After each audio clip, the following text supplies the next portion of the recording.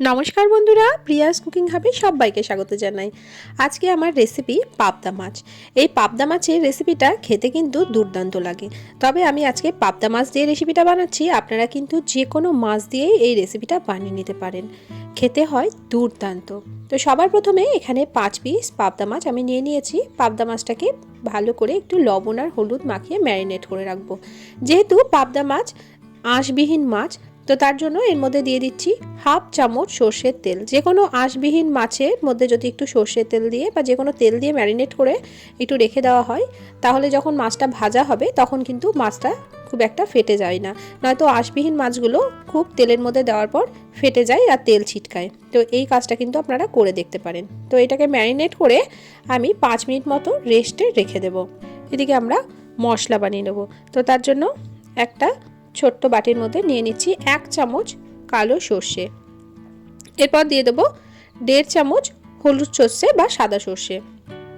এখানে আপনারা যে কোনো একটা সর্ষে দিয়েও কিন্তু বানাতে পারেন। এবার দেব 2 চামচ পোস্ত। এখানে পোস্তর পরিমাণটা একটু বেশি ব্যবহার করার চেষ্টা করবেন, তাহলে কিন্তু রেসিপিটার টেস্ট দুর্দান্ত আসে। এবার দিয়ে দিচ্ছি খুব সামান্য একটু লবণ। এবার এই সর্ষে পোস্ত একটু জলের মধ্যে ভিজিয়ে কিছুক্ষণের জন্য রেখে দেব। তারপর এটাকে বেটে নেব। এভাবে একটু জলের মধ্যে ভিজিয়ে রাখলে এটা নরম হয়ে যায়, তখন আমাদের বাটতে কিন্তু এটা সুবিধা হবে। তো আমি এটাকে 4-5 মিনিট মতো ভিজিয়ে এটাকে রেখে দিচ্ছি। তারপর এটাকে শিলের মধ্যে বেটে নেব। প্রায় 5 মিনিট মতো রেস্টে রাখার পর এটাকে আমরা শিলে বেটে নিচ্ছি। আপনারা চাইলে কিন্তু এটাকে মিক্সিতেও বেটে নিতে পারেন। তো এটার জন্য আমি দিয়ে দিচ্ছি 3টে কাঁচা লঙ্কা। তো কাঁচা লঙ্কাগুলো যেহেতু বেশ ভীষণ ঝাল আছে, তো আমি এখানে 3টেরই ব্যবহার করলাম। আপনারা ঝালটা আপনাদের স্বাদ অনুযায়ী এখানে ব্যবহার করবেন। তবে এই রেসিপিটা কিন্তু একটু ঝাল ঝাল খেতে ভীষণ ভালো লাগে। তো একদম মিহি করে এটাকে বেটে নিতে হবে। আপনারা শিলে বাটুন বা মিক্সিতে বাটুন, যেখানেই বাটুন, এটাকে কিন্তু একদম মসৃণ করে বেটে নিতে হবে। তো এই মশলাটা আমরা একদম মসৃণ করে বেটে নিয়ে তারপরে ফিরে আসছি। তো বন্ধুরা, আজকে যারা প্রথমবার এসেছেন আমার চ্যানেলটিতে, আমার রেসিপি ভালো লাগলে চ্যানেলটিকে সাবস্ক্রাইব করে পাশে থাকার অনুরোধ রইল। তো দেখুন, এখানে মশলাটাও কিন্তু সুন্দরভাবে বাটা হয়ে গেছে। তো এবার একটা বাটির মধ্যে আমরা এটাকে তুলে নিচ্ছি। তো সুন্দর করে মশলাটাও আমরা তুলে নিয়েছি। এবার মাছটাকে আমরা ভেজে নেব। তো এখানে আমি একটা ফ্রাই প্যান চাপিয়ে দিয়েছি, আর এই ফ্রাই প্যানের মধ্যে দিয়ে দিচ্ছি প্রায় 2.5 চামচ মতো সর্ষের তেল। এই তেলেই কিন্তু সম্পূর্ণ রান্নাটা আমাদের হয়ে যাবে। মাছ ভাজা থেকে রান্না সম্পূর্ণটাই কিন্তু এখানে হয়ে যাবে। এবার তেলটাকে ভালো করে গরম করে নিতে হবে, একদম ধোঁয়া ওঠা করে গরম করে নিয়ে তারপর মাছগুলো আমরা দিয়ে দিচ্ছি। ভালো করে তেলটা গরম না করলে মাছগুলো দিলে কিন্তু মাছগুলো তেলের মধ্যে আটকে যাবে, তখন মাছগুলো কিন্তু ভেঙে যাবে, তখন কিন্তু ভালো করে ভাজা হবে না। তো এই প্রসেসটা কিন্তু আপনারা অবশ্যই ফলো করবেন। তেলটাকে কিন্তু একদম ধোঁয়া ওঠা করে গরম করে নেবেন। তো আমি একসঙ্গে 2টো মাছ প্রথমে দিলাম, সব মাছগুলো একসঙ্গে দিলাম না, তাহলে মাছটা উল্টাতে একটু অসুবিধা হবে।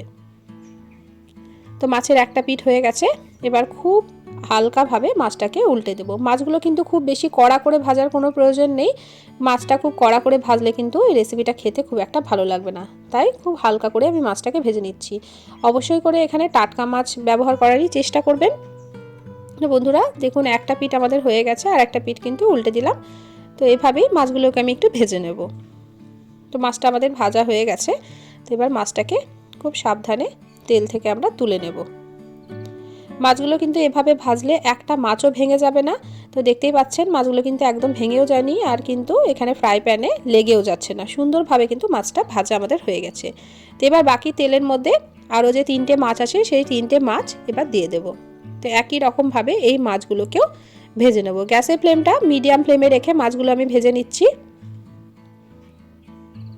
আজকে এই রেসিপিটা কে কোথা থেকে দেখছেন অবশ্যই আমাকে কমেন্ট করে জানাবেন। আপনাদের কমেন্টে কিন্তু আমি রান্নার উৎসাহ পাই বন্ধুরা। তো দেখুন, এখানে মাছগুলো আমার ভাজা হয়ে গেছে। একটা পিঠ আবারও উল্টে দিয়েছি, আবারও একটু আর একটা পিঠ উল্টে ভেজে নিয়ে তারপর এই মাছগুলোকেও তেল থেকে তুলে নেব। রেসিপিটা ভীষণ সহজ আর খুব চটজলদি বানানো হয়ে যায়, আর গরম গরম ভাতের সঙ্গে খেতে ভীষণ ভালো লাগে।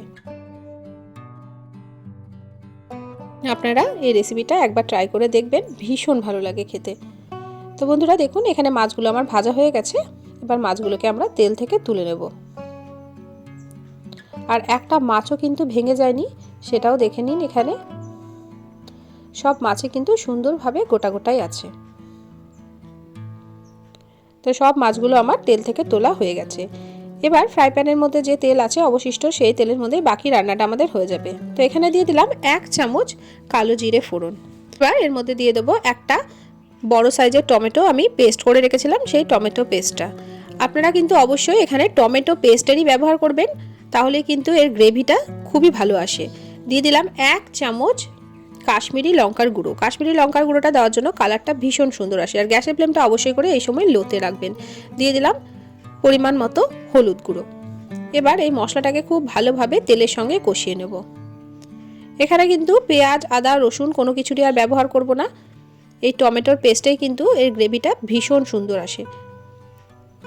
টমেটোটা এভাবে পেস্ট করে দিলে গ্রেভিটা ভীষণ ভালো আসে। টমেটোটা কিন্তু কেটে দিলে বা কুচি কুচি করে কেটে দিলেও কিন্তু এত সুন্দর গ্রেভিটা হবে না বন্ধুরা। এবার একটু মশলাটা মিশিয়ে দেওয়ার পর দিয়ে দিলাম বেটে রাখা সর্ষে পোস্তটা। তো সর্ষে পোস্ত আর লঙ্কা ভালো করে এর মধ্যে একটু মিশিয়ে দিচ্ছি। গ্যাসের ফ্লেমটা অবশ্যই করে কিন্তু একদম লোতে রাখবেন। তো দেখুন বন্ধুরা, ভালো করে মশলাটাকে একটু কষিয়ে দেবো। যেহেতু সর্ষে দেওয়া আছে, খুব বেশিক্ষণ কিন্তু এখানে কষানোর কোনো প্রয়োজন নেই। একটু নাড়াচাড়া করে দেবো, দেখবেন তাহলেই মশলা থেকে একটু তেল ছেড়ে যাবে।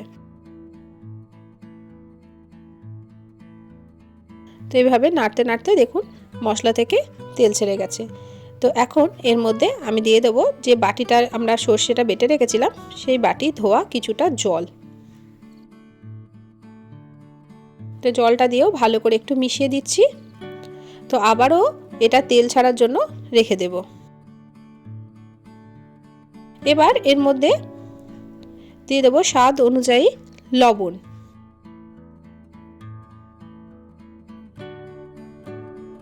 তো লবণটা আপনারা আপনাদের প্রয়োজন মতো এখানে অ্যাড করে দেবেন। তো লবণটা দিয়েও আবারও ভালো করে একবার এই গ্রেভিটার সঙ্গে মিশিয়ে দিচ্ছি। তো দেখুন বন্ধুরা, এখন ভালোভাবে এটা ফুটতে লেগে গেছে আর এই মশলা থেকে কিন্তু সুন্দরভাবে তেলও ছেড়ে দিয়েছে। আবারও একবার ভালো করে এটাকে নাড়াচাড়া করে দিচ্ছি। তো এখন এর মধ্যে দিয়ে দেবো জল। তো আমি এখানে গরম জল ব্যবহার করেছি, 1 কাপ মতো গরম জল এখানে আমি দিয়ে দিলাম। তো আপনারা যেমন গ্রেভিটা রাখতে পছন্দ করবেন সেই রকমই কিন্তু এখানে জলটা দিয়ে দেবেন। এটা কিন্তু খুব একটা বেশি গা মাখামাখাও হয় না আর খুব একটা ঝোলঝোলাও হয় না। তো আমি এখানে 1 কাপ জল এখানে দিয়ে দিলাম। তো ঝোলটাকে খুব ভালোভাবে একটু ফুটিয়ে নিচ্ছি। দেখুন ঝোলটা এখন খুব ভালোভাবে ফুটে গেছে। এই সময় একটু লবণটা চেক করে নেবেন, যদি লবণের প্রয়োজন হয় তাহলে এই সময় অ্যাড করে দিতে পারেন। তো এখন এই ঝোলটা ফুটছে, এই সময় দিয়ে দিচ্ছি ভেজে রাখা মাছগুলো। তো এই মাছগুলো যেহেতু ভীষণ নরম মাছ, তো খুব সাবধানে এখানে দিয়ে দিতে হবে। তো গ্যাসের ফ্লেমটা এখন একদম মিডিয়াম টু হাইয়ে রেখেছি। দিয়ে দিচ্ছি বেশ কয়েকটা চেরা কাঁচা লঙ্কা। কাঁচা লঙ্কার ফ্লেভারটা কিন্তু দুর্দান্ত লাগে এই রেসিপিতে। এবার দিয়ে দেবো কিছুটা ধনেপাতা কুচি। এখন যেহেতু শীতকাল, ফ্রেশ ধনেপাতা কুচিটা আছে বাড়িতে, তো তার জন্য ফ্রেশ ধনেপাতাটা আমি একটু কুচিয়ে এর মধ্যে দিয়ে দিলাম। তো এবার খুব আলতোভাবে একটু খুন্তির সাহায্যে এটাকে মিশিয়ে দিচ্ছি। তো ভালো করে একবার ফুটিয়ে দিতে হবে এই মাছটা দিয়ে। বেশিক্ষণ ফোটানোর কোনো প্রয়োজন নেই, 5 মিনিট মতো ভালো করে ফুটিয়ে নিলেই হবে। আর দেখুন ফ্রাই প্যানের হাতলটা ধরে আমি এভাবে একটু ঘুরিয়ে নিচ্ছি যাতে সব মাছগুলোর মধ্যে ভালো করে ঝোলটা ঢুকে যেতে পারে। তো আমাদের রান্নাটা একদম শেষের দিকে। এবার গ্যাসের ফ্লেমটা আমি বন্ধ করে দিলাম। বন্ধ করে দিয়ে এবার ঢাকা দিয়ে 5 মিনিট মতো স্ট্যান্ডিং টাইমে রেখে তারপর গরম গরম ভাতের সাথে পরিবেশন করব। তো আজকের রেসিপি আপনাদের কেমন লাগলো অবশ্যই আমাকে কমেন্ট করে জানাবেন। রেসিপি ভালো লাগলে প্রিয়জনদের সঙ্গে শেয়ার করতে কিন্তু ভুলবেন না বন্ধুরা। চ্যানেলে নতুন বন্ধু হয়ে থাকলে চ্যানেলটিকে সাবস্ক্রাইব করে পাশে থাকার অনুরোধ রইল। আজকের মতো আসি, দেখা হবে অন্য দিন অন্য একটা রেসিপির সাথে। সবাই ভালো থাকবেন, সুস্থ থাকবেন।